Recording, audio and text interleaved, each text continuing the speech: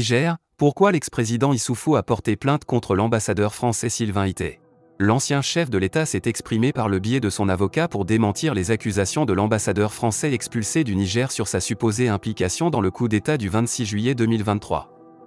Mahamadou Issoufou s'est estimé diffamé par Sylvain Ité, ambassadeur de France au Niger. Auditionné le 29 novembre dernier par la Commission de la Défense nationale et des Forces armées du Parlement français, 2 mois après son expulsion par les nouvelles autorités militaires, avec à leur tête le général Abdulrahman Tiani, chef de la garde prétorienne sous les 2 ex-présidents, le diplomate a expliqué que le président Issoufou, 2011 à 2021, a joué un rôle trouble dans le renversement de son successeur Mohamed Bazoum.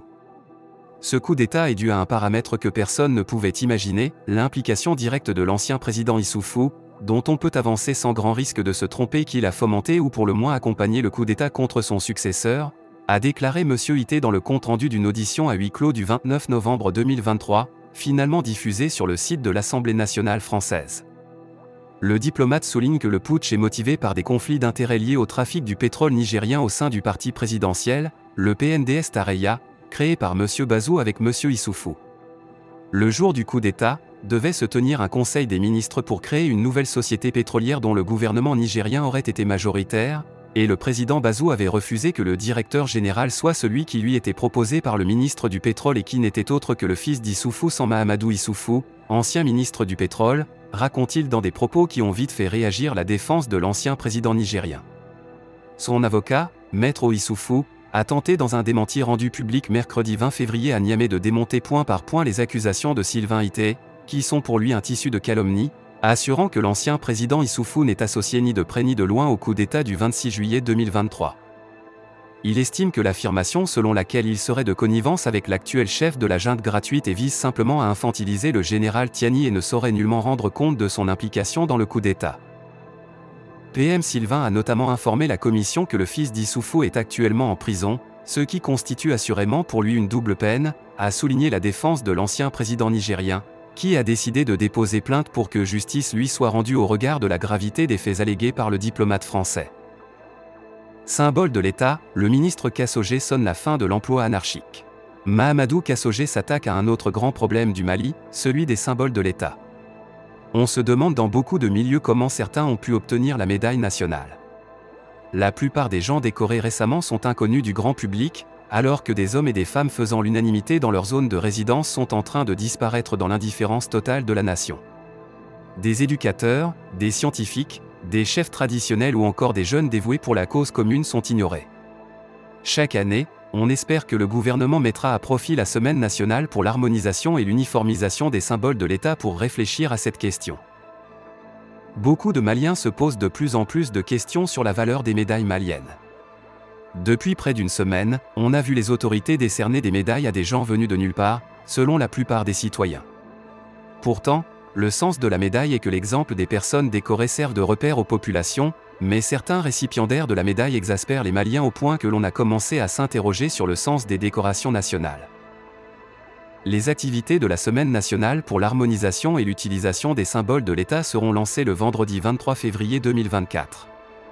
Le ministre de la Justice et des Droits de l'Homme a évoqué la tenue de cette semaine, conformément à la vision du président de la transition, Mahamadou Kassogé, se proposant de mieux encadrer l'usage des symboles de l'État, attribut majeur de la République.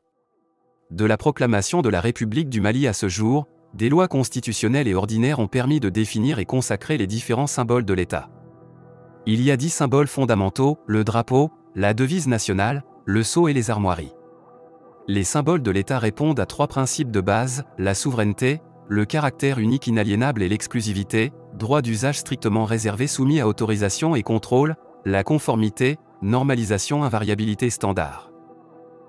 Selon le gouvernement, il a été constaté à la pratique des erreurs et anomalies dans la configuration, l'interprétation, les modalités et les conditions d'arborer le drapeau, l'application et la reproduction des 10 symboles. Selon le gouvernement, il a été constaté à la pratique des erreurs et anomalies dans la configuration, l'interprétation, les modalités et les conditions d'arborer le drapeau, l'application et la reproduction des 10 symboles et leur emploi anarchique.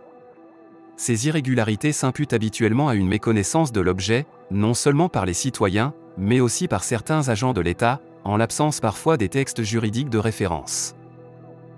En vue de trouver une solution pérenne aux difficultés soulevées, il est prévu d'organiser la Semaine nationale pour l'harmonisation et l'utilisation des symboles de l'État pour bannir leur utilisation désordonnée et frauduleuse et mettre fin à leur violation à la fois profane ou délictuelle. La semaine a pour but, entre autres, de sauvegarder l'image, le crédit et l'autorité de l'État à travers sa marque dans les actes, d'illustrer et de promouvoir auprès des citoyens le sens de la République et la perception conforme de la civilité institutionnelle, d'informer et de sensibiliser les populations pour prévenir les préjudices de la transgression des symboles. Dans cet extrait, on aborde plusieurs sujets. Affaires diplomatiques entre la France et le Niger, l'ancien président nigérien, Mahamadou Issoufou, porte plainte contre l'ambassadeur français pour diffamation, suite à des accusations sur son implication dans un coup d'État. Son avocat dément ces allégations. Problème des symboles de l'État au Mali, le ministre Kassogé annonce la fin de l'attribution anarchique des médailles nationales au Mali. Il soulève également des questions sur la pertinence et la légitimité de certaines décorations décernées par l'État. Semaine nationale pour l'harmonisation des symboles de l'État, le gouvernement malien prévoit une semaine dédiée à l'harmonisation et à l'utilisation appropriée des symboles de l'État, visant à corriger les erreurs et les anomalies dans leur utilisation et à promouvoir une compréhension correcte de ces symboles auprès des citoyens. Il semble que le gouvernement malien cherche à réaffirmer l'importance et la légitimité de ces symboles nationaux tout en clarifiant leur utilisation et leur attribution. Laissez donc massivement vos commentaires pour nous aider à mieux étudier ce sujet du côté de Dakar. Abonnez-vous à la chaîne si ce n'est pas encore fait, partagez la vidéo avec vos amis si vous l'avez trouvée intéressante, et à très bientôt pour de nouvelles vidéos. Bye bye.